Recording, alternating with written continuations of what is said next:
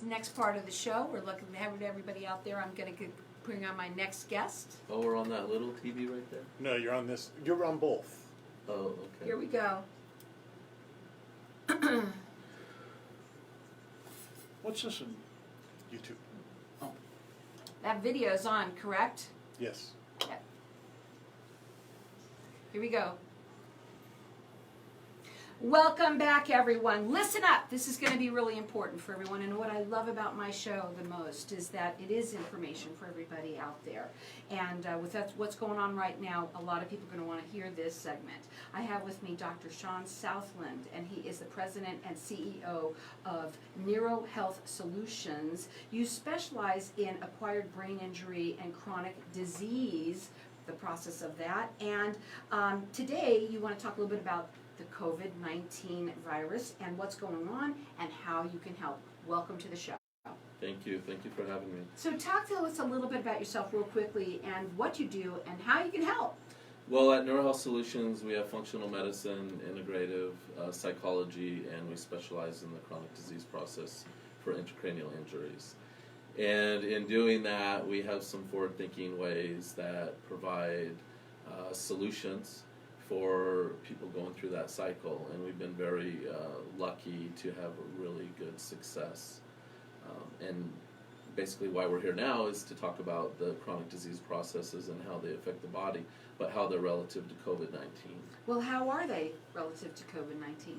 Well, knowing the times and what's going on with our patients, our employees, our,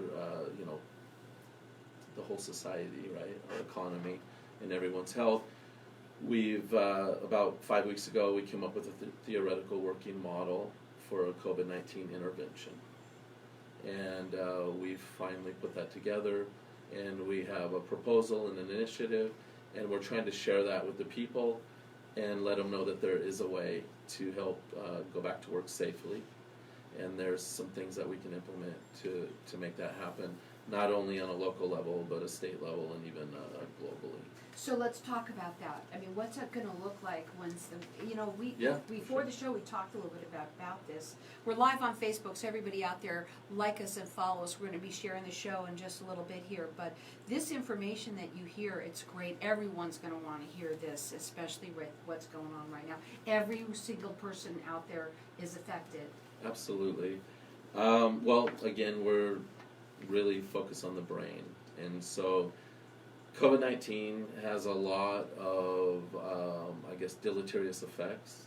It's attacking your brain and your nervous system, and they've observed several different brain diseases coming out of that. So obviously I've been paying attention. And in doing that, the cycle is the same when it comes to attacking the body. Inflammatory cytokines, oxidative stress, permeability of the vessels. What does that all mean? The COVID-19? No, all of those things that you're saying. That it's Well, affected. it's It our sounds body. scary. Yeah, it is. It's everything that happens in the body when things start to go wrong, and what's leading people to the ICU and inevitably causing loss of life. So this initiative, just like the president, I've seen him on TV saying, "Hey, we're looking for interventional therapies." It basically intervenes into the current cycle, and our current cycle is what? Stay at home, social distance. If you're sick, stay away from everybody.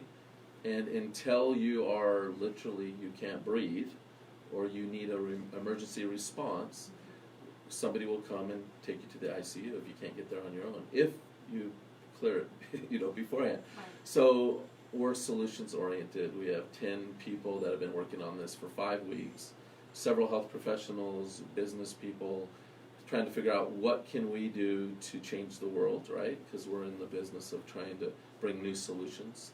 And we came up with an initiative that basically bridges the gap between staying at home and going to the ICU. And it's about integrating a multifactorial approach to our small businesses in the community, our healthcare systems, local and state government, and it truly is the answer to us getting back to work and restarting steps? the economy. What would be the steps that someone wanted to take? Because everyone's listening. Yeah, Okay, well, what do we yeah. do? What do we do? Well, unfortunately, we don't have time to go through everything, But the steps start out with initiating some type of a proposal, because it's a system that allows us to identify, stratify, fortify, and provide rehabilitation. The key element is to reduce the load on the healthcare system, and more importantly, keep people from going to the ICU in the first place. Yeah.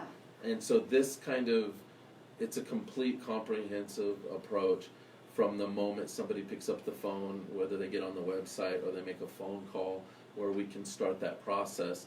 And it doesn't, whether you just want to have information or whether you're scared that you might be at risk but you don't have COVID-19, whether you just found out you had COVID-19, whether you did have COVID-19, you did seek treatment, and now you're back home but you're going through the deleterious effects from the COVID-19 infectious disease cycle. You have something that you want out there, which is for people to text, where they can get information. They can, Absolutely. So if you text COVID-219, so COV219 to 21,000, you'll get a response and you can participate in the solution. It'll have a lot of information. We have a waiting list right now. Right now we're trying to still do our part, but it's limited. We're a small business, and this really needs to be done on a local and state level. Higher level. Mm-hmm. Yeah. Okay. Now I had to learn this too, everyone. So I mean, if you're don't know it, let me just say it the way I'm going to say it, which is text to COVID. So it's COV, just COV, the number 219, and this is the phone number 21,000. So it makes it super simple, and all you have to do is put COV219 to 21,000, and you can get information immediately on the COVID-19. You also can participate, you said. They can put in information. What happens when they do it? Well, we're looking for a lot of things. Right now, we're moving forward regardless of any type of local and state help. But we have a system in place where we can only service a few people.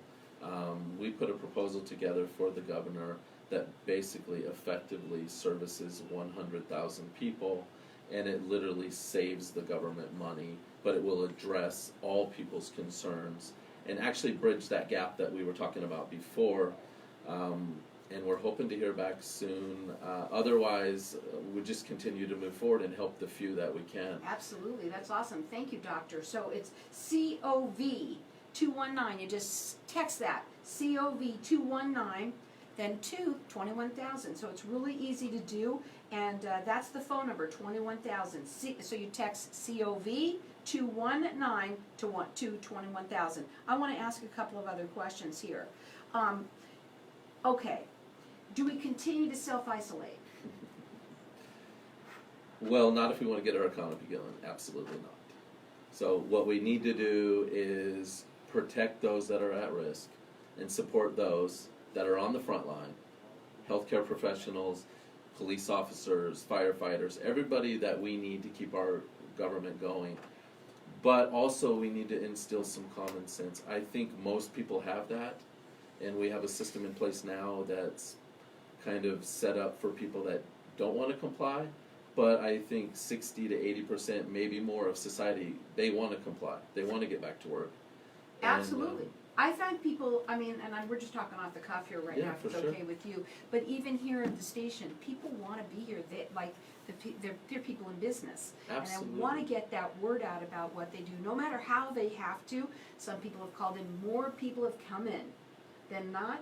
And as you see, we're clean, we're doing everything we can on our side to protect ourselves, and I think that's what it's all about. I know it's a short amount of time that you're here, but I know it's so important. I'm so glad that you were here, and thank you, doctor, for everything that you are doing to help too.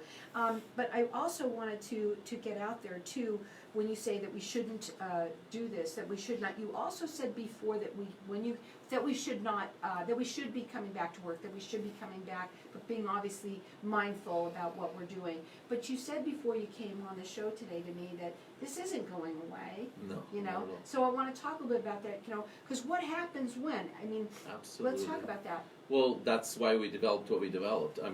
We had a chance to expand our business into the brain injury sector, and we decided to redirect it into solutions for infectious diseases, because this isn't going away. We need to have a new interventional model that can be implemented throughout the state, throughout the country, that works with the existing small businesses. I mean, 90% plus of healthcare providers are private small business docs, and that needs to be supported.